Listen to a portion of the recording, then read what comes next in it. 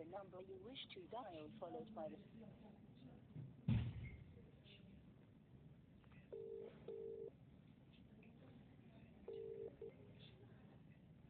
Hello, you've reached Samaritans.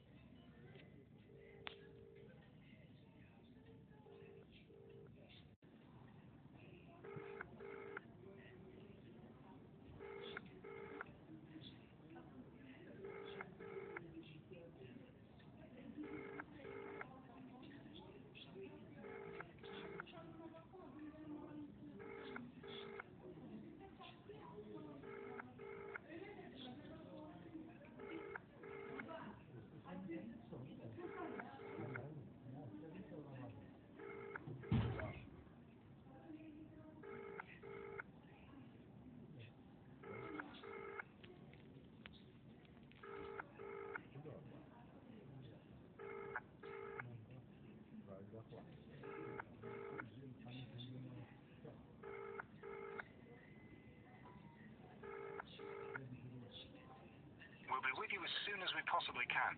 Please stay on the line.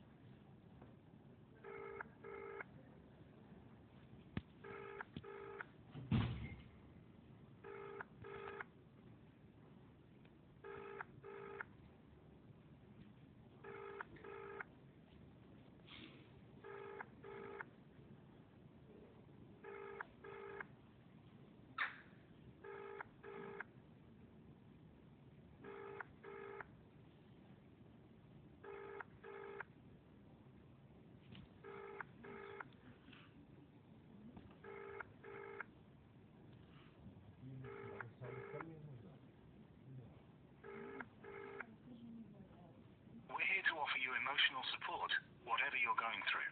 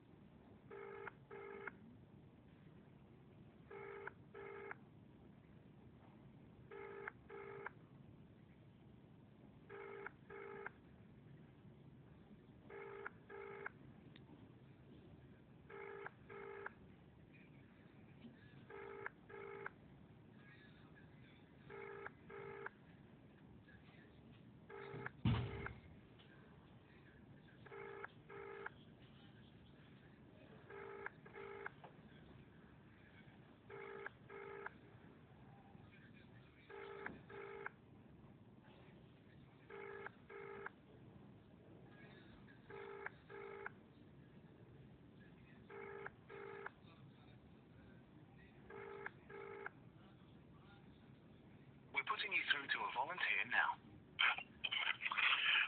Samaritans, can I help you? Hello, Samaritans, can I help? Good morning, can you hear me? Yes, just about. My How name can I help?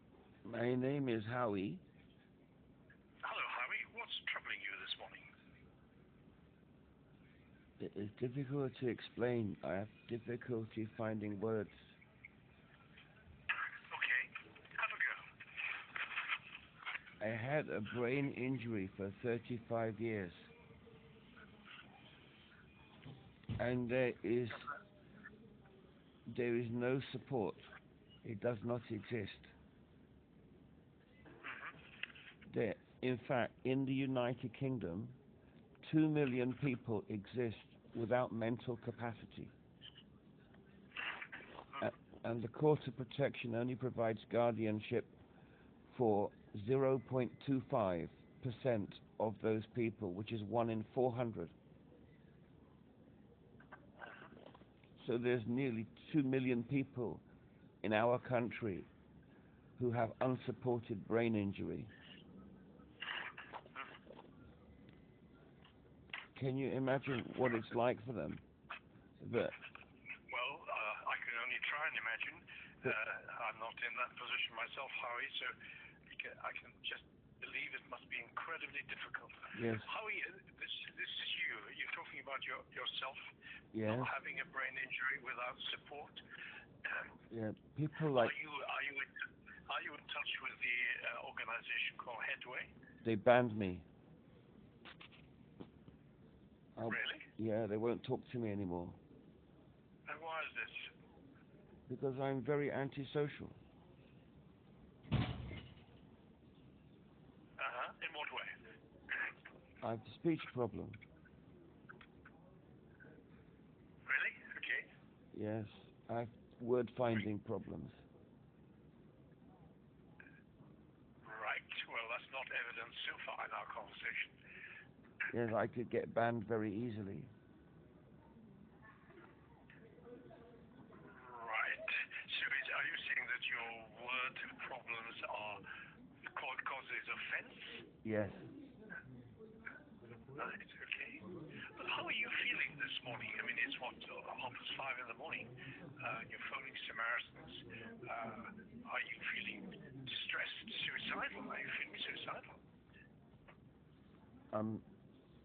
I'm trying to do something that's very, very difficult, and when I write to people or try to communicate with people about what I'm trying to do, they're not interested.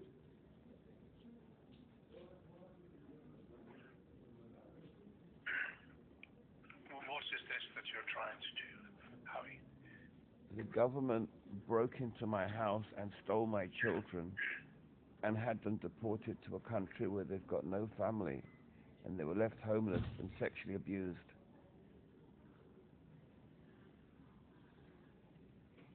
And I've got to try and stop that. Can you imagine how hard it is for a person with a brain injury to try and stop that kind of behavior? Okay. So when you say the government took the children away, do you mean social services? I mean the social services with the police and with the power of the legislation of Parliament, because the parliamentarians in the United Kingdom, the House of Commons and House of Lords, voted for a law taking away the human rights of brain-injured people to get legal representation. All right. When was this? 2005. Yeah, Mental Capacity Act. Yes. Okay. And in what way has the Mental Capacity Act been used against you? Before you're allowed to instruct a lawyer, the lawyers have to make you sit in a special examination, and if you fail it, then you're not allowed to instruct them.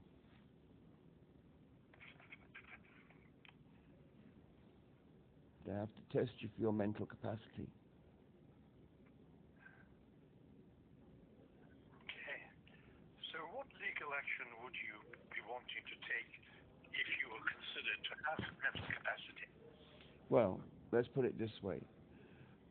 Before that, I wish that my brother was not so hopeless, and when the police and social workers turn up at his door, he sends them away.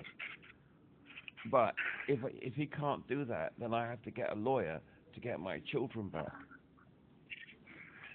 Where are they at the moment? I don't know. They won't tell me. Okay. What sort of ages are they, Harry? When they were taken, they were 9. And how many years ago was that? 2011. So that's 14 years ago. Okay. So they're around the age, they're in their early 20s, right? Yes. Okay. Have they made any attempts to contact you? Yes. They have. Good. Excellent. It's not. How did they? Because they have tattoos on their faces. They've been sexually abused. And I can't do anything about it. Even the people who the court put my children with in this foreign country said I should take my children back to Wales. But I can't because I'm a homeless person and I've got no support. I see. say, where are you staying at the moment, and what kind of place are you staying in at the moment? I never stay in the same place for more than 2 nights, because otherwise the police will pick me up and start abusing me.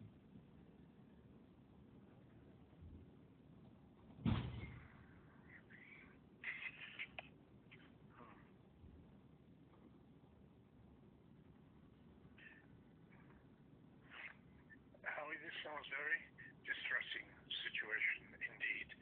But you say you've been living in this for, did you say 35 years? Yes, 35. And it's terrible because if I had had proper guidance at the beginning, I wouldn't be having to create my own guardianship program. This month I've been creating a guardianship program. Why would I have to create a medical training program if I'm a brain injured person? Why can't the medical services have that already created?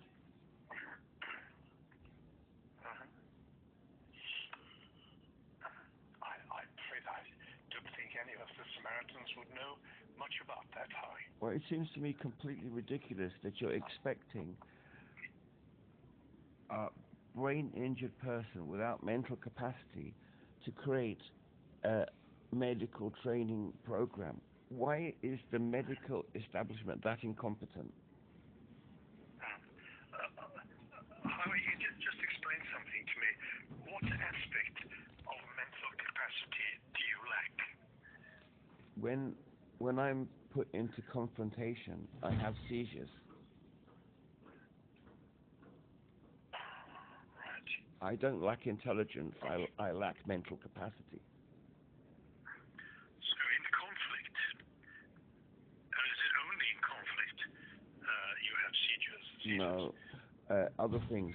If people show me sudden kindness, if people start to give me money, it causes me to have seizures. And also, if I have to explain computer passwords to people, when I have to try to find computer words like when on the computer screen and I have to describe things, it causes me to have seizures. Okay. And you get no help from the NHS with this? I get no help from any medical authority anywhere, and I've tried dozens of countries. Oh, right. Yeah. That must have been difficult trying other countries to see if they have different or better services for people with brain injury. It's because people who have brain injuries are waste products. Every society on the planet considers them to be garbage and unworthy of even thought. That must be very, very difficult to deal with in your life. It's terrible because it's a huge distraction. There are a lot of things I want to do and I can't do them, and yet the tasks that are involved to obtain the medical treatment that I need so I can do those things are an equally huge hurdle. So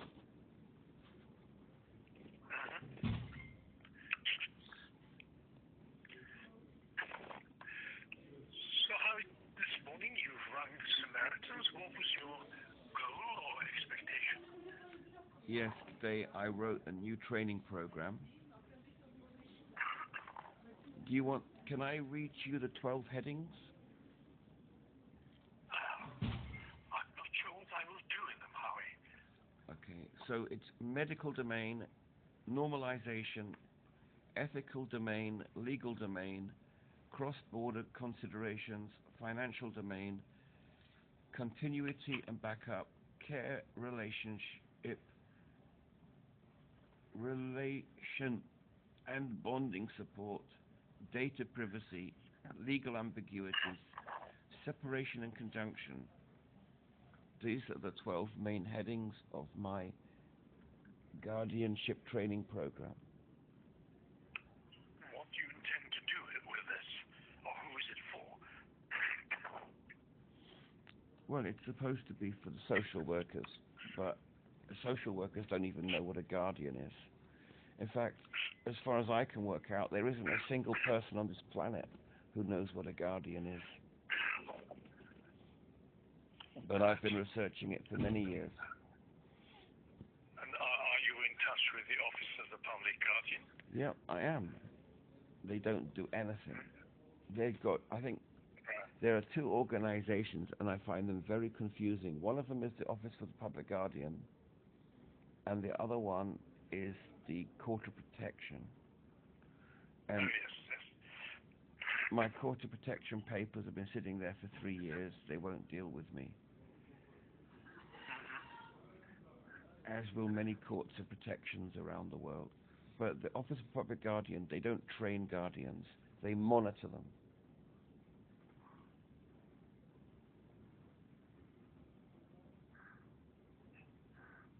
And they can't even monitor them properly, to be honest.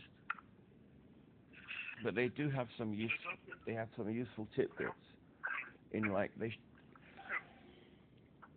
coming back to my question earlier, you're phoning Samaritans at the early hour of the day. What was your expectation or goal in phoning? My problem is that I can't target my training program. I can't get anybody interested in my training program.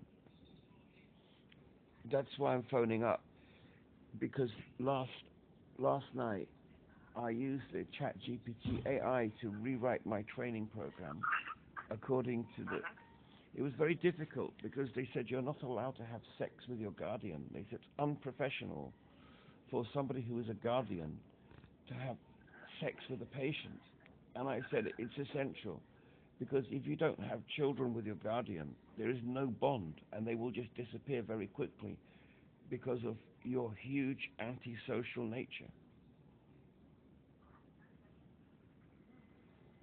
And eventually, it took me many hours to convince ChatGPT that having sex with a guardian is not unprofessional. Right. I'm not sure I'm competent to pursue this discussion with you, Howie. I mean, my training is more about people who are suicidal, where that takes them to. I'm really sorry that you have such a long-term, ongoing disability, if that's the right word for it. And I do wish you all the best, but I don't feel competent, able to support you in this. I wish you a good day and take care of yourself.